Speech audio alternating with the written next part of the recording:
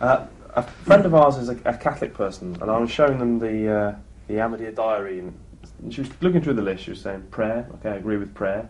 Fasting, I can see the logic in it. She got down to the list of predestination, and that was the one that sort of stuck in her throat, saying, well, if it's predestination, what is the point of the above? You know, if everything's predestined, then, you know... But what is predestination? She was like fate, predestination, that's what she was what looking he understand of predestination? I suppose they were thinking that, you know, your life's pretty much mapped out. But that has delivered me, and that question has told me something of which I was not aware before. I thought you come regularly to our question answer sessions, and you also attend Jummahs and listen to my various sermons on various fundamental issues, where issue of destiny has been dealt with by me. Right. At such length, in such depth, that after that you are telling me that you couldn't answer him. Well, I answered. It's amazing. I tried my best. Huh? I tried my best. But if you had tried your best, it would have been impossible for you to feel, sort of defenseless in this. I assure you one thing. The issue of predestination is what first must be decided. He is born in a certain circumstances, to a certain family, in a certain country, with some congenital advantages, some congenital disadvantages. Can he change anything of this? So this is destiny. That's his destiny. The rest is one form of destiny. This is form of predestiny. Predestined things. And there are certain things which are interrelated, where destiny and human effort are intertwined.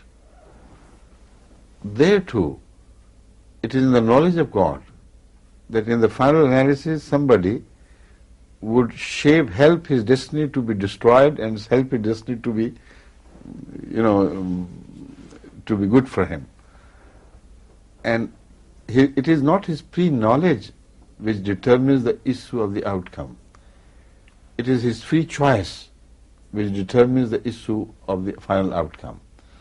But because God has pre-knowledge of what is to come, so the knowledge of what he would do does not change, because that knowledge is dependent on the action of somebody else.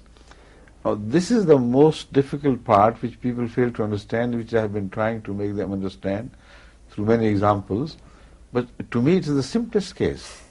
There is no problem at all. Now, what you did this morning, do you know? I remember what I did. Oh, yes, do tell me. Well, got up, read my prayers, went back to bed, yes. had some breakfast. Yes. The teacher came round, played with my son, my brother-in-law came round, blah, blah, blah. Now, you know that. I remember that. Can you change it? No. None of it. Is it because you know it? This is why it's unchangeable? Even if I'd slept through and couldn't remember, I still couldn't change it. That's it. So the knowledge has nothing to do with unchangeability of your past. Your knowledge, but your knowledge is unchangeable as well, because the facts are unchangeable. So what precedes, the facts or the knowledge? The facts. So in relation to the future, God has the pre-knowledge exactly in the same relationship. He has the knowledge of a thing because it would happen like that. Otherwise, he would not have that knowledge, because that knowledge would be false if it hadn't happened like that. See? Yes. This is predestiny.